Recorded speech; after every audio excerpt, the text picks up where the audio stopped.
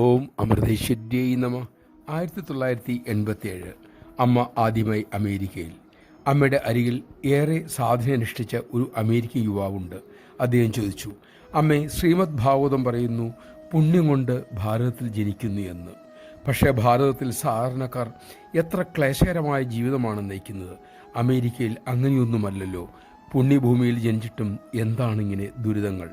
അമ്മ വേദന കലർന്ന പുഞ്ചിരിയോടെ പറഞ്ഞു, മോൻ പറഞ്ഞ് ശരിയാണ്. സാധാരണക്കാർ വിഷമിക്കുന്നുണ്ട്. പക്ഷേ ഭാരതാന്തരീക്ഷം സനാതർമ്മം എന്തെന്ന് പഠിപ്പിക്കുന്നു. മാനവ ജീവിത ലക്ഷ്യം ആ അന്തരീക്ഷത്തിൽ നിറഞ്ഞു നിൽക്കുകയാണ് മക്കളെ. ജനനമരണ ചക്രത്തെ മറികടക്കാനുള്ള ഉപായം അവിടെയുണ്ട്. സംസാരം, മോക്ഷം, ഈ സങ്കല്പം ഭാരതത്തിൻ്റേത് മാത്രമാണ്. ഈ തത്വം ചിലപ്പോൾ ചില രാജ്യങ്ങളിൽ കാണാം. പക്ഷേ അന്വേഷിക്കുമ്പോൾ അതിൻ്റെ ഉറവിടം ഭാരതമാണെന്ന് അറിയാൻ സാധിക്കും. എണ്ണമറ്റ മഹാത്മാക്കൾ, ദിവ്യാത്മാക്കൾ എല്ലാ കാലത്തും മോചനത്തിനുള്ള വഴി അവിടെ സജീവമാക്കി വെളിവാക്കി നിലനിർത്തുന്നു.